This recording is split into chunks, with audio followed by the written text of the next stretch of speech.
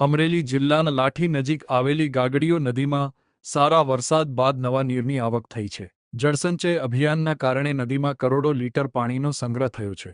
વરસાદી માહોલ વચ્ચે ગાગડીયો નદી સોળે કળાએ ખીલી ઉઠી છે, જેના અદ્ભુત આકાશી દ્રશ્યો ડ્રોન કેમેરામાં કેદ થયા છે. નદીનો નયનરમ્ય નજારો હાલ સ્થાનિકો માટે આકર્ષણનું કેન્દ્ર બન્યો છે.